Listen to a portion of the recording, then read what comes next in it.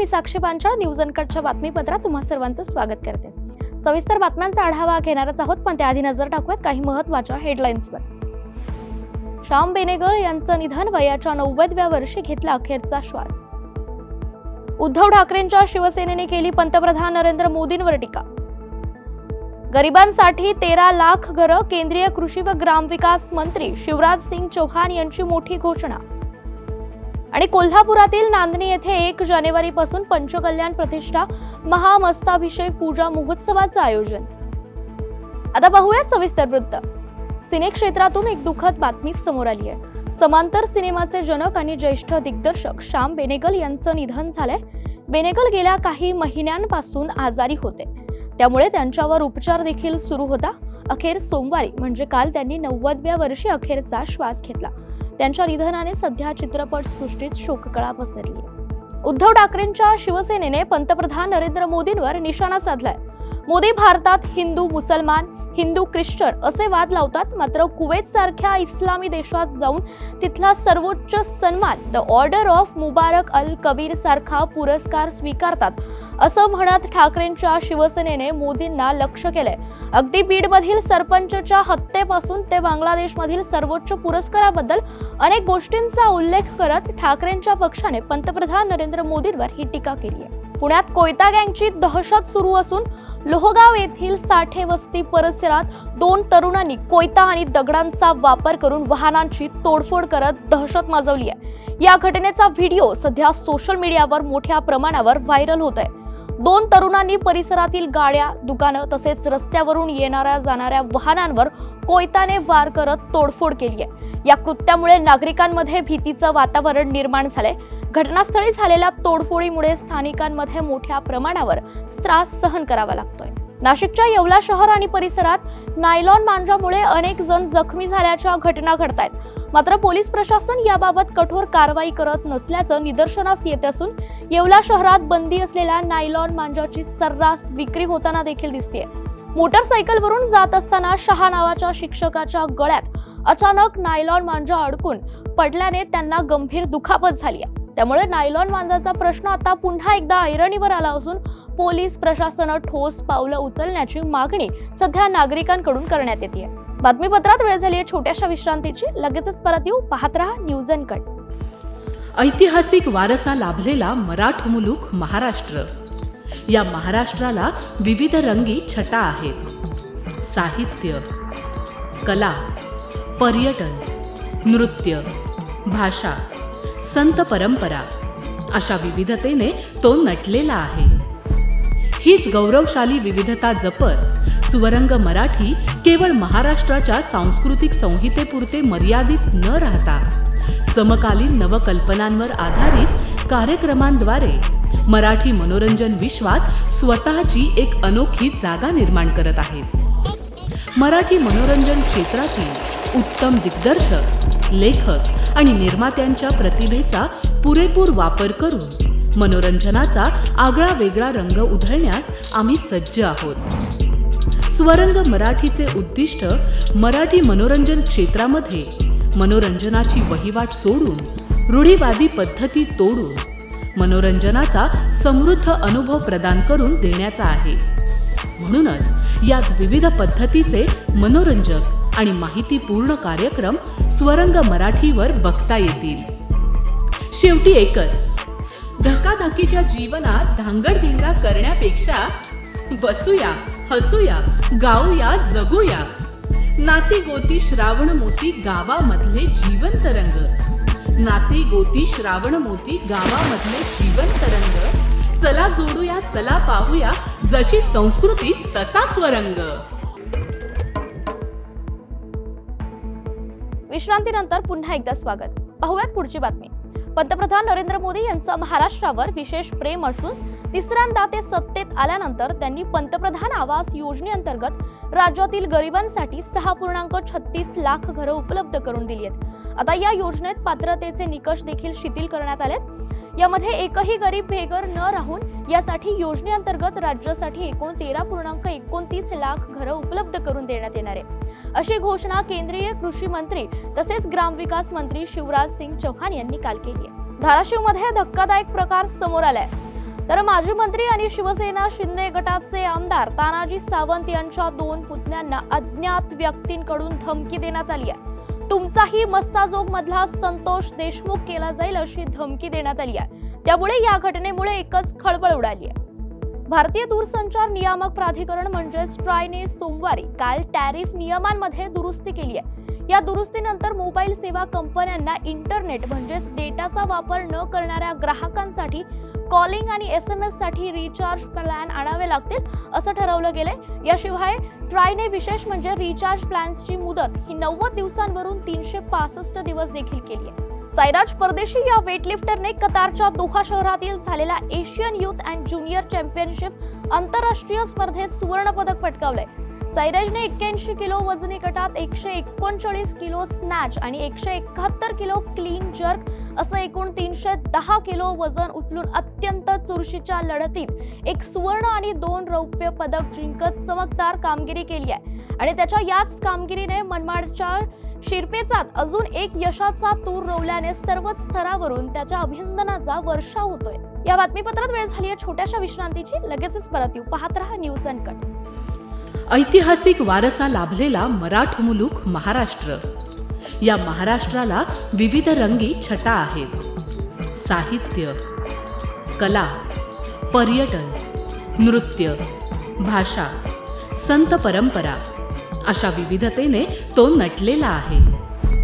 हीच गौरवशाली विविधता जपत सुवरंग मराठी केवळ महाराष्ट्राच्या सांस्कृतिक संहितेपुरते मर्यादित न राहता समकालीन नवकल्पनांवर आधारित कार्यक्रमांद्वारे मराठी मनोरंजन विश्वात स्वतःची एक अनोखी जागा निर्माण करत आहेत. मराठी मनोरंजन क्षेत्रातील उत्तम दिग्दर्शक, लेखक आणि निर्मात्यांच्या प्रतिभेचा पुरेपूर वापर करून मनोरंजनाचा आगळा वेगळा रंग उधळण्यास आम्ही सज्ज आहोत. स्वरंग मराठीचे उद्दिष्ट मराठी मनोरंजन क्षेत्रामध्ये मनोरंजनाची वहिवाट सोडून रूढीवादी पद्धती तोडून मनोरंजनाचा समृद्ध अनुभव प्रदान करून देण्याचा आहे. म्हणूनच यात विविध पद्धतीचे मनोरंजक आणि माहितीपूर्ण कार्यक्रम स्वरंग मराठीवर बघता येतील. शेवटी एकच, धकाधकीच्या जीवनात धांगडधिंगा करण्यापेक्षा बसूया, हसूया, गाऊया, जगूया. नाती गोती श्रावण मोती गावामधले जीवंत रंग. नाती गोती श्रावण मोती गावामधले जीवंत रंग. चला जोडूया, चला पाहूया, जशी संस्कृती तसा स्वरंग. विश्रांतीनंतर पुन्हा एकदा स्वागत. पाहूयात पुढची बातमी. जळगावच्या धरणगाव शहरापासून जवळ असलेल्या डॉक्टर हेडगेवार नगरात आदिवासी विकास मंत्री डॉक्टर अशोक उईके यांनी धावती भेट दिली आहे. येथील ग्रामपंचायतीमध्ये याच माध्यमातून उभारण्यात आलेल्या क्रांतिकारक खाजाजी नाईक स्मारकास त्यांनी भेट देऊन पाहणी देखील केली आहे. क्रांतीवीरांनी समाजाच्या हितासाठी संस्कृती टिकवण्यासाठी केलेलं काम या स्मृतीस्थळांच्या माध्यमातून सर्वांपर्यंत पोहोचतं अशी प्रतिक्रिया यावेळी मंत्री उईके यांनी दिली आहे. मूर्तीधाराला भेट दिलेली आहे, काय सांगणार? आज धरणगाव या गावामध्ये क्रांतिकारी खाजा नाईक स्मृती संस्थेच्या माध्यमातून आज या देशामध्ये पहिली ग्रामपंचायत असेल डॉक्टर हेडगेवार नावाची, देशात पहिली ग्रामपंचायत आहे. त्या ग्रामपंचायतला भेट दिली असता मला अतिशय आनंद झाला. या क्रांतिकारी खाजा नाईक स्मृती संस्थेच्या माध्यमातून जो प्रकल्प सुरू आहे त्या प्रकल्पाच्या माध्यमातून निश्चितच जनजाती समाजासाठी ज्या ज्या क्रांतीवीरांनी, स्वातंत्र्यवीरांनी, क्रांतिकारांनी जे समाजासाठी केलेलं कार्य, समाजासाठी असलेल्या स्मृती, समाजाशी असलेली आदर्श संस्कृती टिकवण्याचं हे निश्चितच या प्रकल्पाच्या माध्यमातून ते यशस्वी होईल अशी अपेक्षा करतो. कारण या ठिकाणी असलेली जे डॉक्टर हेडगेवार नगरमध्ये, तर या पहिलं नगर आहे डॉक्टर हेडगेवार नगर. या हेडगेवार नगरमध्ये जनजाती परिवारासाठी केलेलं काम, योगदान या माध्यमातून सिद्ध होईल एवढी अपेक्षा आहे. आणि भविष्यात हे मॉडेल या महाराष्ट्रभर आदिवासी आश्रमशाळेमध्ये ज्या ज्या ठिकाणी आदिवासी आश्रमशाळा असतील मॉडेल आदिवासी आश्रमशाळा झाल्या पाहिजे असा संकल्प ठेवून भविष्यात मी कार्य करीत अशी अपेक्षा करतो आणि आपण आमची बाईट घ्यायला आले मनापासून धन्यवाद देतो. गावच्या जैन हिल्सवर सुरू असलेल्या कृषी महोत्सवात राष्ट्रीय शेतकरी दिन अगदी उत्साहात साजरा करण्यात आला. यावेळी संशोधक सोनम वांगचुक यांनी शेतकऱ्यांशी संवाद साधला. शेतकरी अत्यंत परिश्रम आणि विश्वासाने धान्य पिकवतात, त्यासाठी नैसर्गिक आपत्तींचीही ते तमा बाळगत नाही. शेतकरी आणि शिक्षक यांना नेहमी गुरुस्थानी पाहिलं पाहिजे, कारण दोघांमुळेच आपल्या प्रत्येकाच्या जीवनात परिवर्तन होत असतं. विद्यार्थ्यांनी शेतकऱ्यांकडे असलेलं ज्ञान समजून घेण्यासाठी त्यांचा आदर ठेवला पाहिजे, असं मत देखील सोनम वांगचुक यांनी व्यक्त केलंय. हम सब जीते हैं, जीवित हैं तो इनके कारण है और इनके ज्ञान की और कीमत मूल्य समझने की जरूरत है. बहुत कारोबार हैं, बहुत सौदे हैं, मगर किसानों के सौदे को मैं बचपन से सोचता रहता था. ये एक ऐसा सौदा है जिसमें आप 1 का 10 करते हैं, 1 का 20 करते हैं, बिना कुछ ऊपर नीचे किए हुए. और सौदों में भी करते हैं मगर बहुत उल्टा पुल्टा करके करते हैं. किसान भूमि में 1 डालता है और फिर 20 पाता है बिल्कुल सफाई से. तो ऐसी व्यवसाय का मैं हमेशा इज्जत करता रहा हूँ. और जो कह रहा था कि दूसरा है गुरु, तो यानी कि शिक्षा बहुत जरूरी है कि शिक्षा में खेती किसानी को और सिखाया जाए. 2 कारणों से, इसलिए नहीं कि सब किसान बने, मगर बने हर एक को आए अपना खाना उगाना, ताकि किसान न बने भी उन्हें समझ हो जिस भोजन को वो खा के बड़े होते हैं, जीते हैं, वो कैसे आता है. देशाच्या उत्तरेकडील सीमेपलीकडून येणारा शीतलहरींचा वेग काहीसा मंदावला असून उत्तरी पर्वतीय क्षेत्रामध्येही गारठा कमी झाल्याचं लक्षात येतंय. उत्तरेकडून येणाऱ्या वारांचा वेग आणि प्रभाव मंदावल्यामुळे महाराष्ट्रापर्यंत त्याचा परिणाम दिसून येत असून राज्यात कुठे थंडी तर कुठे अवकाळीसह गारपिटीचा धोका हवामान विभागाने वर्तवलाय. तर पुढची बातमी, कोल्हापुरातील नांदणी येथे 1 ते 9 जानेवारी पासून याच दरम्यान पंचकल्याण प्रतिष्ठा महामस्ताभिषेक पूजा महोत्सवाचं आयोजन करण्यात आलंय. 12 वर्षांनंतर हा महामस्ताभिषेक सोहळा पार पडणार असून या सोहळ्यात राज्याचे मुख्यमंत्री देवेंद्र फडणवीस आणि दोन्ही उपमुख्यमंत्री अजित पवार आणि एकनाथ शिंदे हे देखील उपस्थित राहणार आहेत. महोत्सवासाठी 1 जानेवारी पासून विविध प्राथमिक कार्यक्रमांची सुरुवात होणार असून महाराष्ट्रासह कर्नाटकातून लाखो भाविक हे या महोत्सवाला हजेरी लावणार आहेत. महोत्सवासाठी भव्य दिव्य सभा मंडपाचं आयोजन देखील करण्यात आलंय.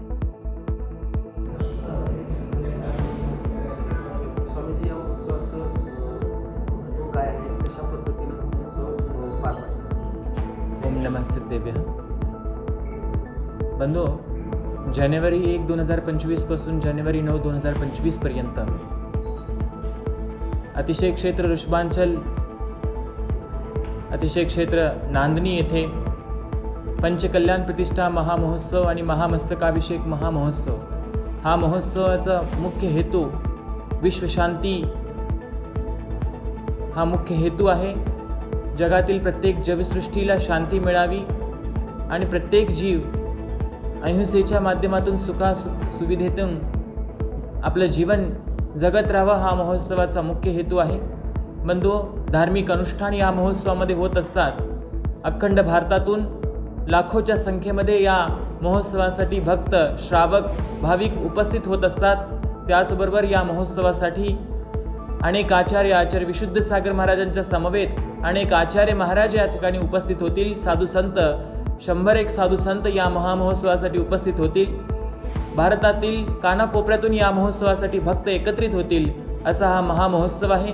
आणि या महामहोत्सवासाठी जैनेतर प्रत्येक भक्त या महोत्सवाची आतुरतेने वाट पाहत असतात. 12 वर्षानंतर होणारा हा महामस्तकाभिषेक आणि पंचकल्याणिक महोत्सव जानेवारी महिन्यात आपल्या सर्वांना नयन मनोहर असा दृश्य या महोत्सवाच्या माध्यमातून आपल्याला सर्वांना पाहायला मिळणार आहे. तरी सर्व लोक या महामहोत्सवासाठी सादर आमंत्रित आहेत.